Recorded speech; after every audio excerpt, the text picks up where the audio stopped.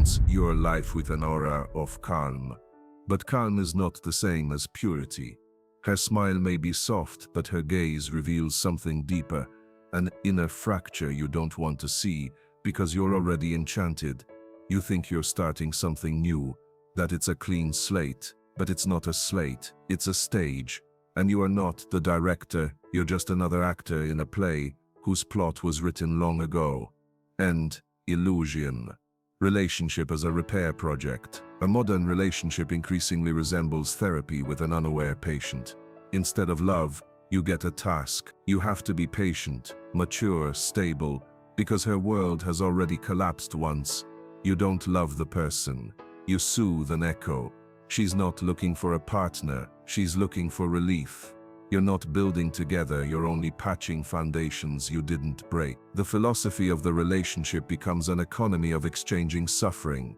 You give presents, she demands compensation, not for her mistakes, but for what life took from her. Eros, as a transaction. When desire becomes currency, Freud said what is repressed returns. But it doesn't always come back directly. Sometimes it comes back as a demand. Prove you're different, change my past. You don't notice that you are not loved as a person. You're being tested.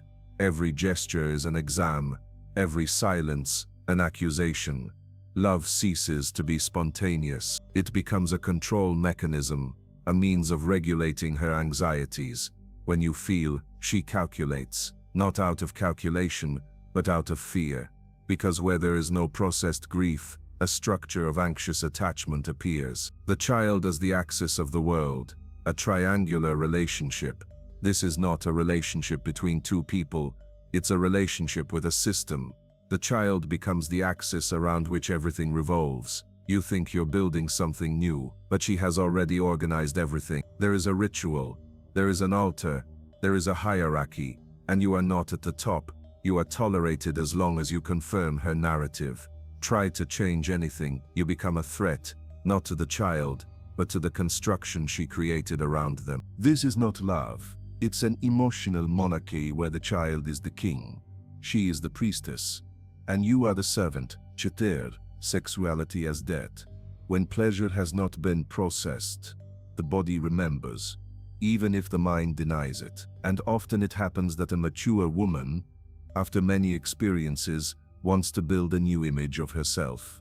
Pure, serious, worthy of respect. But the past hasn't disappeared. It's been repressed. And what is repressed seeks an outlet. And then you appear. You have to fill the gap without touching the wounds. You have to desire but not remind of the body. You have to be romantic but not sexual. Because sexuality is tied to guilt. It's a paradox. You have to give love but don't expect closeness. Because closeness exposes, and exposure brings memories that were never to return. Fight. Control as a cure. When a relationship becomes a security system, love is not about safety. Love is risk.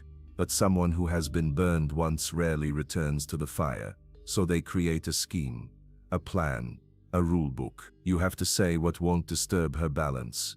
You have to react according to her emotional clock. You have to be present but not too present. You have to be free, but only within the limits of her fear. This is not a relationship. It's a procedure. And every mistake you make, no matter how small, will be recorded in the indictment. Not as an accident, but as evidence. Because she doesn't love you. She loves the narrative you unconsciously try to destroy. 6. Exiting the labyrinth. The final act of awakening. It's not about judgment. It's not about hatred. It's about awareness. Awareness that not every relationship is love. Not every woman is looking for a man. Some seek confirmation that they are right despite everything. And you, if you don't understand what you're part of, will become a victim of an emotional system that does not seek closeness, only confirmation of a myth. You are not a savior. You are not a cure. You are a human. And a human deserves a relationship where they don't have to prove they're not guilty of someone else's pain. They deserve the truth, even if it hurts, because only truth allows you to build something that won't collapse at the first memory of the past.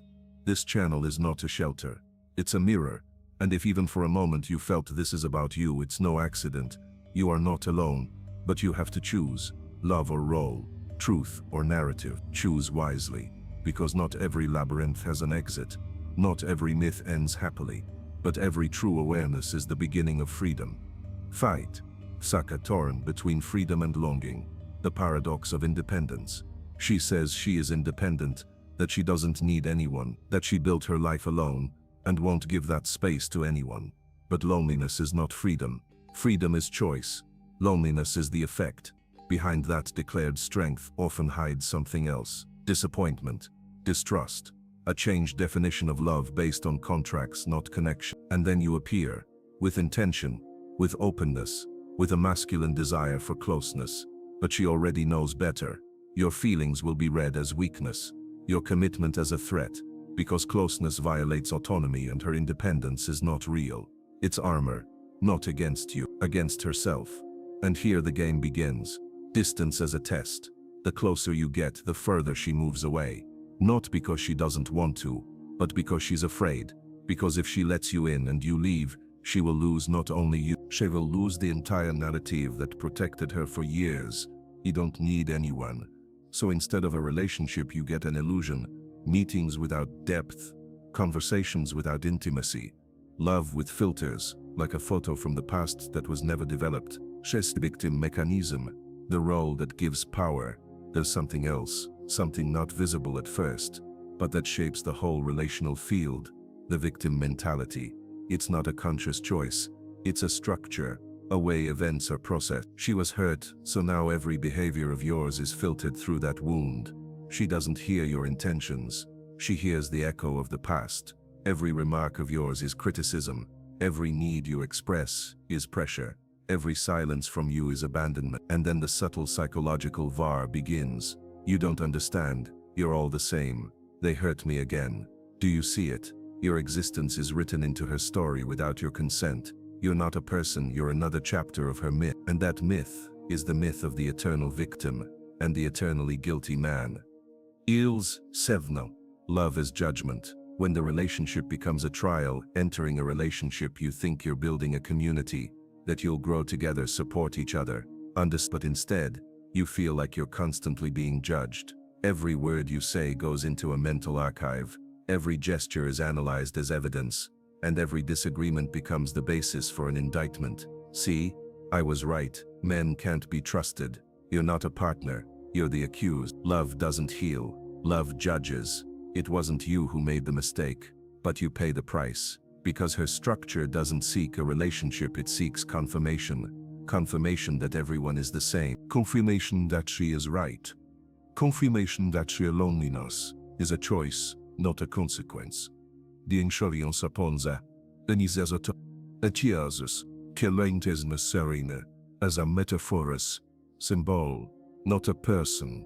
Over time you notice something else, that she doesn't really see you. She doesn't know your wounds, your fears, your childhood, your values. She only sees a projection, a frame that fits her movie, a border she drew herself. You can't be weak, you can't have a bad day, you can't doubt, because her vision of you is not truth. It's a need for you to be stable, mature, caring, unyielding, even if you yourself are falling apart.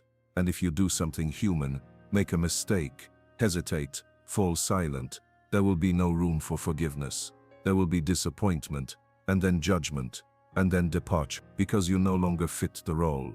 Awareness as liberation. You can live like this. You can try. You can give chances, explain, justify. But the truth is, love based on defense mechanisms is not love. It is an emotional arrangement. It is a space to relive the past, under the guise of a new relationship. You are not guilty. You are not a rescuer. You are not a function.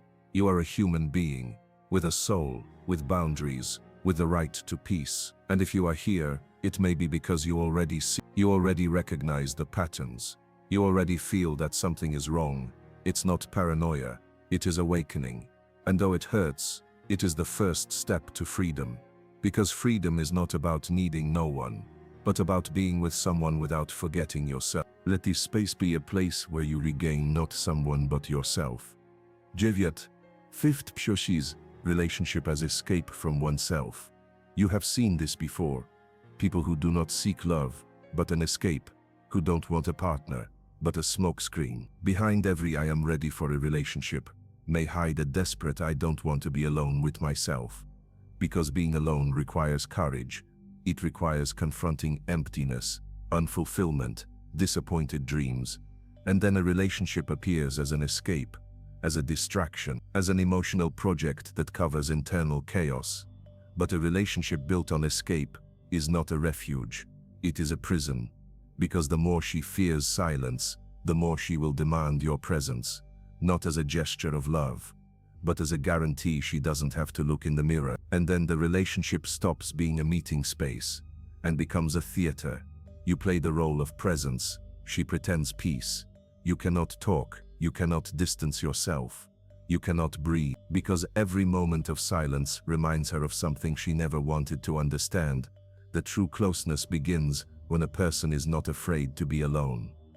Unges, sixth psychosis, narcissistic reflection. Partner as mirror. She doesn't look for a partner, she looks for a mirror. She doesn't love you, she loves the image you reflect to her. The more you idealize her, the more she loves you. The more you confront her, the more you become the enemy. It is not a relationship, it is a system of reflections. Every compliment you make is confirmation, every criticism is betrayal.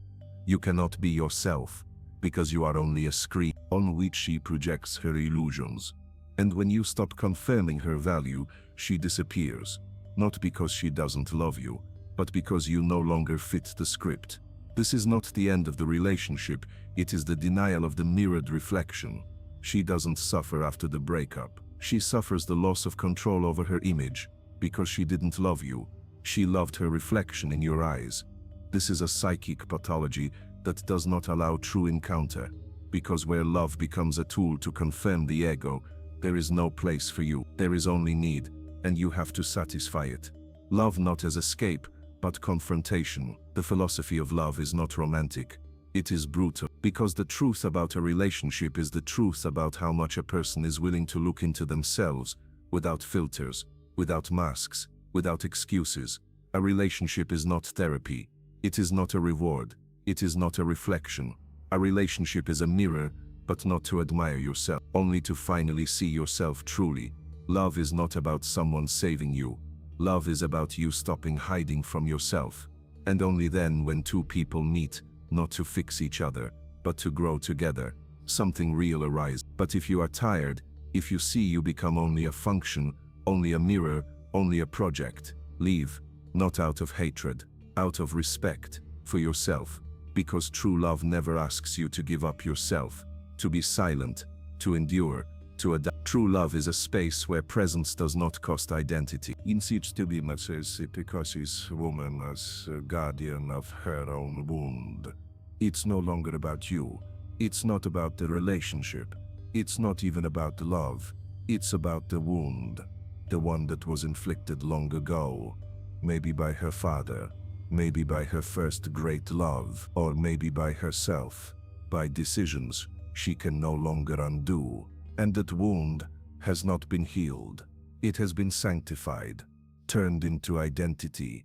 She is a woman who survived, who managed, who built a life on the ruins of her own story. But not to start over, only so that no one gets close anymore. Love as a threat to identity, because if you love her truly, you must get close. And if you get close, you will see what she has hidden for years. The pain she refuses to admit. That's why she will reject tenderness, downplay kindness, look for conflict where there is none. Not because she doesn't love you, but because loving you threatens her myth about herself, and that myth is stronger than feeling. Sablati 8 Psychosis. Femininity as a battlefield. There is a war inside her, not between you and her, but between her inner girl and her inner judge. One wants to love, the one who still believes in the magic of touch, warmth, closeness. The other wants to control, the one who sees a man as a threat, whom life taught to calculate, suspect, anticipate. And you are drawn into the space between these two voices. On Monday you are her meaning of life. On Tuesday you are the problem. On Wednesday she needs you more than air. On Thursday, she accuses you of suffocating her. You are not in a relationship with a person. You are in a relationship with a battlefield. Love is a symptom of inner conflict. You cannot win, because every victory of yours is someone's loss, either the girl's or the judge's. So she hesitates, tests you, punishes, examines how much you can endure, and you think you are the one doing something wrong. But the truth is brutal. It's not about you, it's about the conflict inside her, which you cannot solve or understand until she begins to see it, where illusion ends and truth begins. Sometimes you leave and still love, but you already know that love is not enough if there is no truth in it. Truth hurts, but only truth can liberate, because we are taught it's worth trying, that it's worth giving chances, that it's worth being patient, but we are not taught that sometimes you have to choose yourself, not out of selfishness, but out of respect for your own psyche. You cannot love someone who hasn't mourned their past. You cannot build closeness if ghosts participate in the relationship. You cannot hug when the other person holds an emotional sword. Men, you are not a tool. You are not therapy. You are not a last resort. You are not a mirror. You are not an abuser who has to atone for others. You are a human being, with a body, with a heart, with a soul. If someone does not see you as a person, only as a function, run away. Because what they call love may be only a survival ritual, and you have the right to choose another life. Free from roles, masks, emotional blackmail. Free from suffering that is not yours. Love does not heal everything, but truth can transform everything. Tritanatse, 9th Psoiases, the mother dragon archetype. She does not love. She guards. She does not cuddle. She watches over. She does not give. She conditions. She is no longer a woman. She is a mother dragon, an archetype that in depth psychology symbolizes love so possessive that it becomes violence. She protects her child from everything, even from you, even from reality, even from growth. For her you are a threat, not because you are bad, but because you are not her. In her eyes, every man, even the best, is a rival for attention, a rival for authority, a rival for the child's heart. You are not a partner. You are an intruder. You come with love, but are treated like an aggressor. You try to build a shared everyday life, but you are suspected of control. You want to raise a child together, but you're not allowed to say what you think, because in her narrative, you are only an interlude, an addition, an episode, and she the heroine. She doesn't really need you. She only needs your function, your effort, your money, your silence. And if you try to say something is wrong, she will call you a tyrant, or worse, insensitive. Chitirunse 10th Psoiases, woman as the shadow of the anima. Every man carries within himself the image of a woman. It's not conscious, it's psychic. What Jung called the anima, the feminine part of the male soul. And that's why a woman has such power over you, because she triggers something deeper than desire, touches your spiritual structure. But here's the catch. When you meet an immature woman, wounded, deceitful, that part of your soul becomes infected. And instead of growth, illusion appears. Instead of meeting, projection. Instead of truth, addiction. And that's exactly why you cannot leave, because you are not only leaving the relationship, you are leaving the image of the woman you created yourself, the one who was supposed to save you, the one who was supposed to fill the void, the one who was supposed to be the one. But she doesn't exist. She was only a reflection of your inner hunger, your need for transcendence through another person. And when you understand this, something inside you breaks. But only then can you truly awaken. Loneliness, that is not failure. You're not alone because no one loves you. You're alone because you see. And seeing hurts. Recognition hurts. Truth hurts. But only when you stop playing other people's scripts can you write your own. Not everyone deserves your sacrifice. Not every pain is your responsibility. Not every I love you means the same thing. You can't save anyone who treats you like a tool for self-repair, but you can save yourself. And that's not selfishness. It's the courage to be conscious. In a world that feeds on your guilt, your awareness is an act of rebellion. Man, awaken. You are not guilty. You are not weak. You are not immature because you feel something is wrong. That's your intuition telling you the truth. A real woman does not constantly test you, does not compare you to the past, does not use love as coercion. A real woman does not want you to save her. She wants you to be beside her in truth, without masks, without games, without blackmail. And only then can you create something. But first you have to get out of the labyrinth, out of illusion, out of the narrative that love means enduring, that understanding means silence, that masculinity means unlimited patience. No, masculinity is boundary setting with dignity. It is saying I see, I know, and I will not allow. Silence after chaos, when there is nothing left to fix. After everything, there is silence. No more screams, no more arguments, no more tests, games, innuendo. But that silence doesn't bring relief right away. At first it hurts. It's like an empty house where life once took place. Even if it was difficult, it was familiar. Now you are alone, not lonely. That's something else. Alone, with your own heart, with your own mind. With the question, who am I without this story? Because in it you were also someone. You were a rescuer. You were hope. You were a target, a projection, a mirror.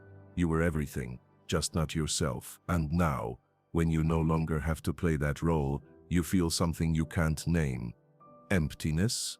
Peace? Philosophers' favorite word, nothingness? No, it's simple humanity. Zero state, a place from which you can only begin. The burned out man and his truth. You are not a victim. You are not the culprit. You are someone who went through fire, because it wasn't just a relationship. It was a labyrinth. It was a test. It was an initiation no one named. And now you know. Love does not heal if it is forced. Tenderness is not enough if someone doesn't want to be touched. Masculinity is not about silence. True strength is the ability to walk away when you recognize a lie, not to punish someone, but not to betray yourself. The man who sees too much. It is the greatest curse and the greatest gift. Seeing.